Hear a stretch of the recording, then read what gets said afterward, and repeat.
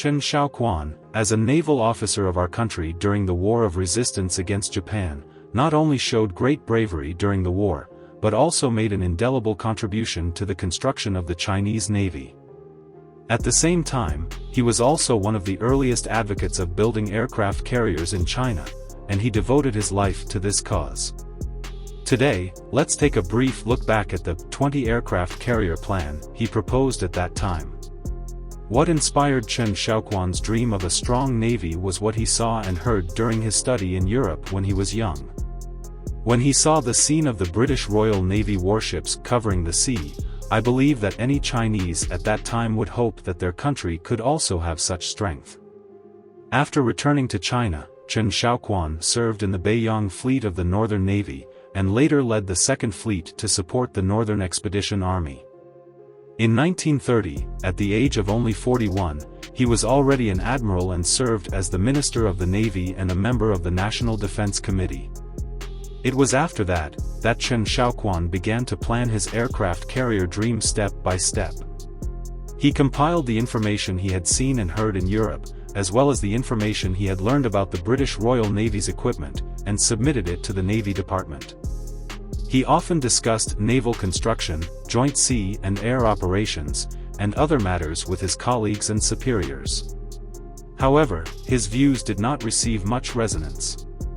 In 1943, Chen Shaokuan once again submitted the aircraft carrier plan to the Navy Department. This time, his plan for a huge fleet of 20 aircraft carriers made many people gasp in astonishment.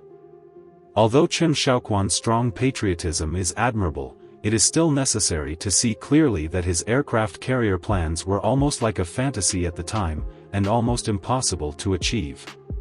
First of all, there was the issue of aircraft carrier funding. Aircraft carriers themselves are very expensive equipment, whether for purchase or maintenance. For example, the construction cost of the Japanese aircraft carrier Taiho was approximately $35 million at the time.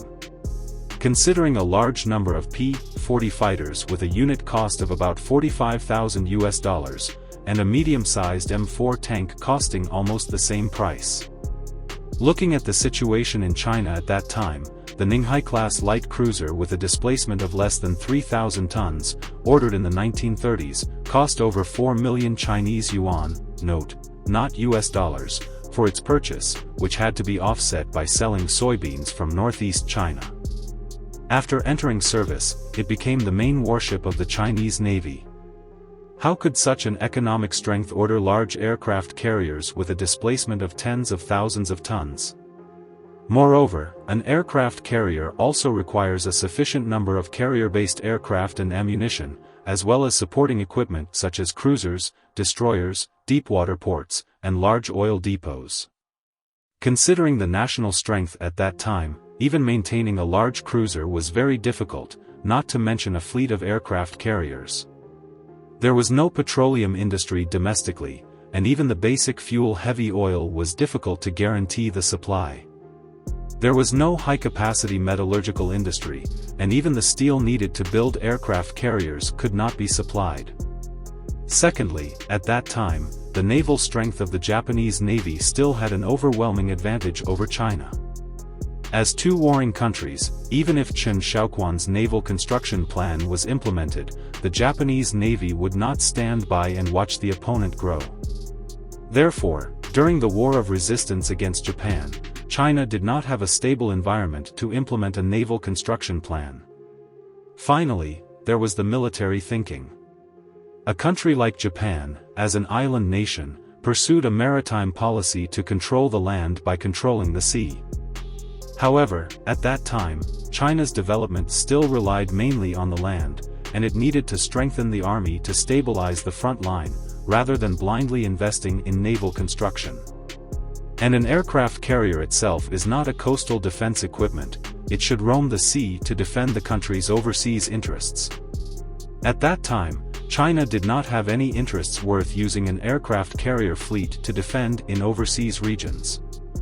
The deep love for the country of our senior Chen Shaokuan is indelible. During his tenure in the Navy, he also trained many military talents for the country.